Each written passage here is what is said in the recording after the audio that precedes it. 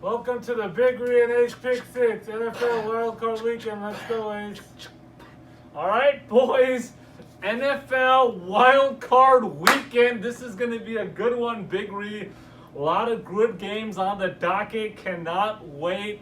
You got NFL football on Saturday and Sunday. Meaningful games. Going to be a good weekend of football, especially now that college is done. So cannot wait. We got Saturday wildcard games, Sunday wildcard games, and then Monday championship football for college. So it's going to be a good 3 days. Got the pancakes, hash browns, scrambled eggs, right. fresh OJ, cup of Joe. I don't have the exact menu out yet, but trust me, by Thursday night I'll know exactly what's going down. And it's going to be a good weekend. We got a good docket of games. I think we need to get directly straight into the game. So without further ado, here we go, boys and girls. Aquí vamos, chicos y chicas. Let's go. Game 1. This is a Saturday game. We got Indianapolis at Buffalo. The Bills are a 6.5 point favorite. Indianapolis, 11-5. They have won 4 of their last 5 games. Only loss was a 4-point loss to Pittsburgh when they were actually up 24-7 in that game. And the defense has not been looking great. Everyone's talking about how Indy was a great defense at the beginning of the season. They're giving up 26 points per game in the last 7. Rivers turnover prone as usual.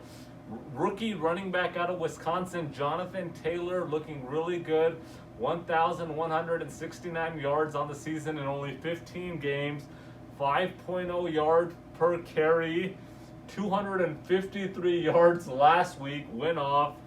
Then we got Buffalo 13-3 coming off a 56-26 win versus Miami. Spanked the Dolphins. The Dolphins had a good season, ended 10-6, but unfortunately wasn't enough to get in the playoffs. They have won 6 straight here.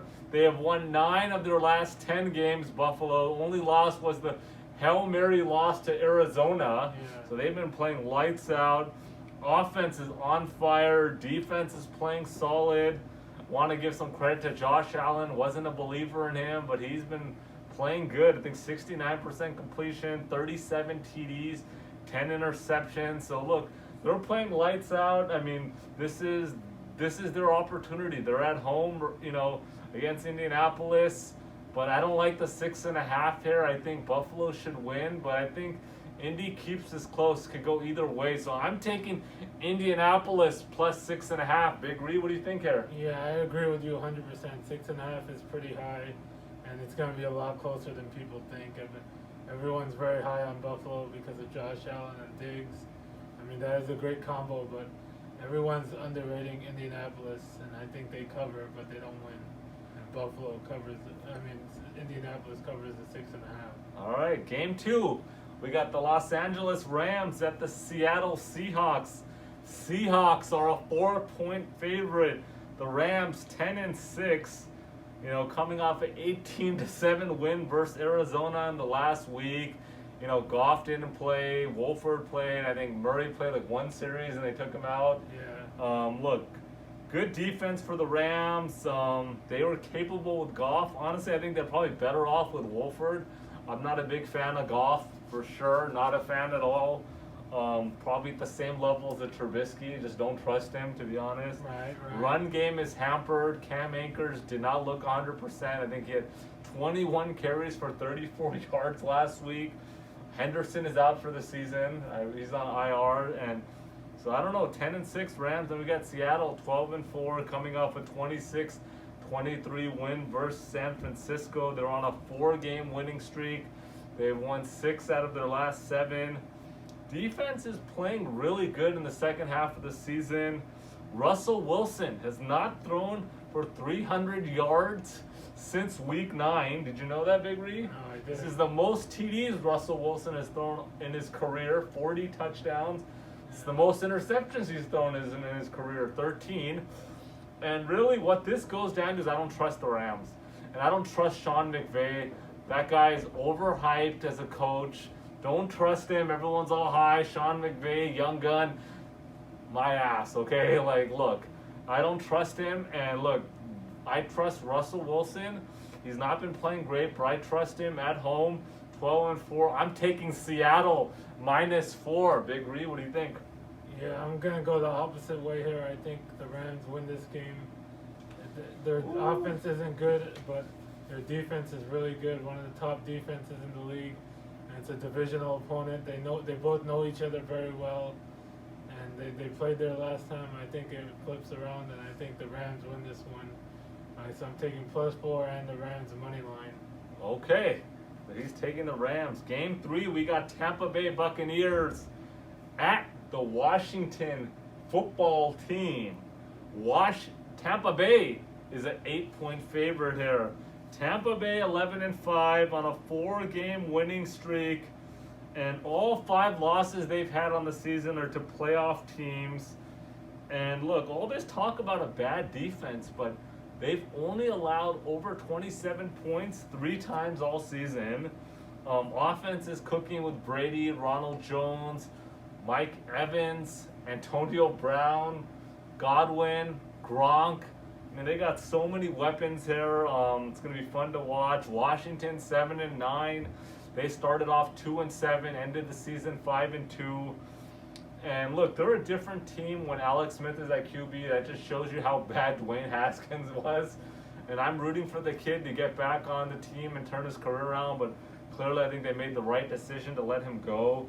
Defense is legit here for sure, but just don't think they have enough offensive power to hang with Tampa Bay. I'm taking Tampa Bay -8. Big Reed? Yeah, I agree 100% with her. Tom Brady played lights out even at this age. Even with those weapons, I didn't expect that, and they have the better team.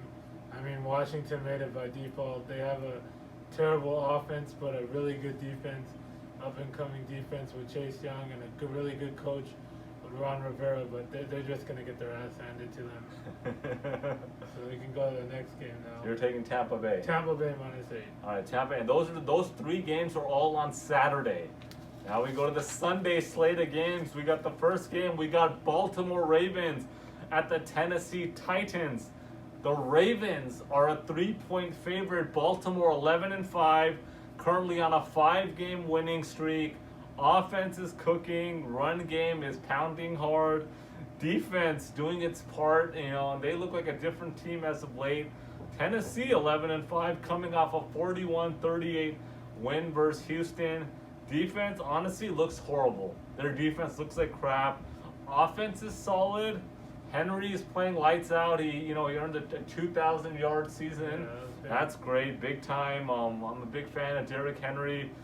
They did beat Baltimore 30-24 in overtime in Week 11. And look, Tennessee has a really good offense, and I think this is probably the one game I'm really looking forward to the most. Right. Really gonna watch this game. Cannot wait for Sunday morning on this one.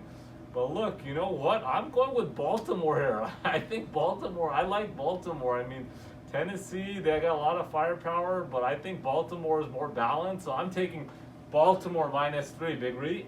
Yeah, I agree. This is the easiest pick. Baltimore is going to win big by like 7 to 10 points. Woo-hoo. They're getting hot at the right time, and Tennessee's going the exact opposite way. They've been cold.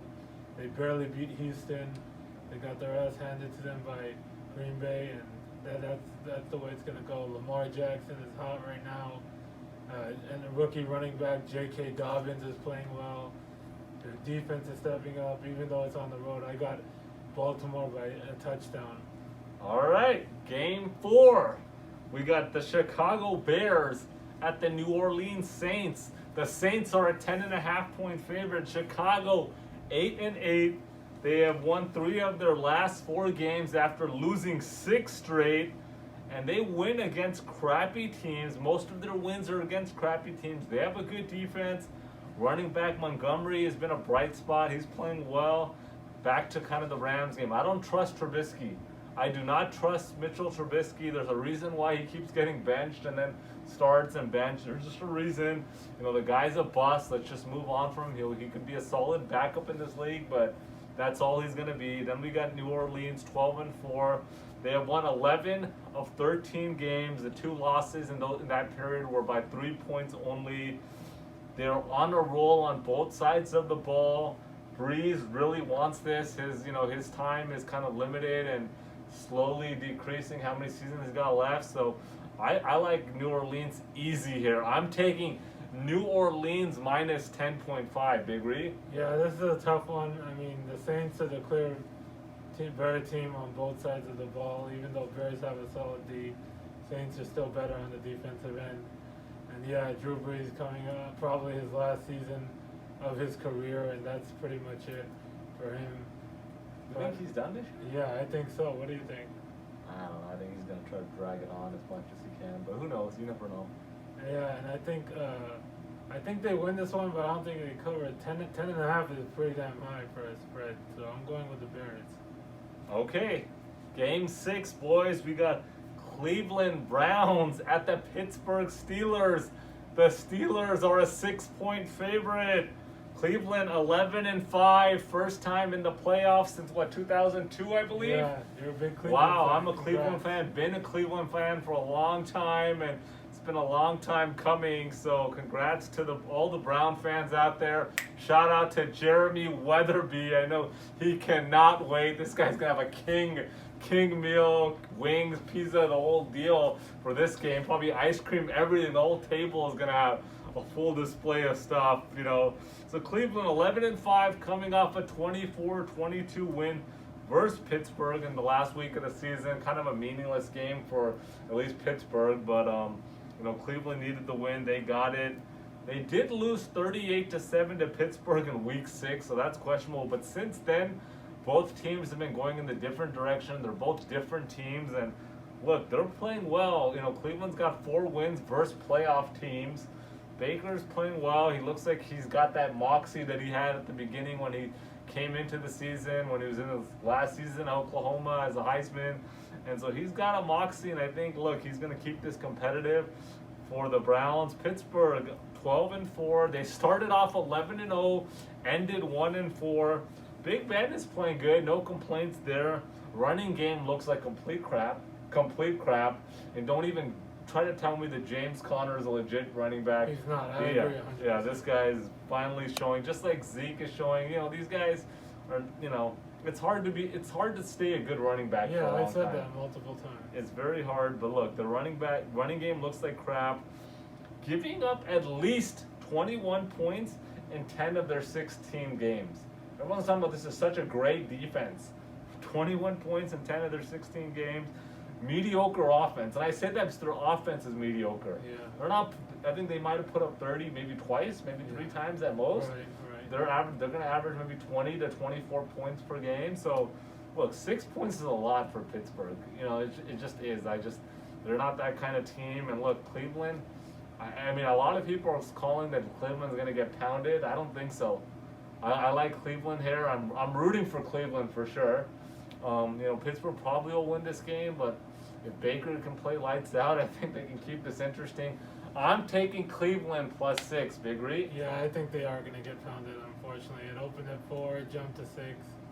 I'm going to take experience and better defense over inexperience, and I think Big Ben's going to have a big game, and the Pittsburgh D will have a pick 6 in this game, which will be the difference. Wow. Okay, so you're going with Pittsburgh -6. Yeah. Anything else? Let's throw in the Harry B segment. Harry B's lock of the week here is Seattle -4. Harry B is very confident with Seattle. He got backdoored last week. He had Seattle -5.5 and got backdoored. These damn backdoors, man, really getting us this season. But other than that, so that's Harry B's pick, and we'll be with you guys for another few weeks throughout the playoffs and Super Bowl. So but Happy New Year, boys. Happy New Year. It's a new year, 2021. Hopefully a better year in all respects for everybody, just trying to move forward, guys. So thanks for tuning in, and, enjoy the weekend.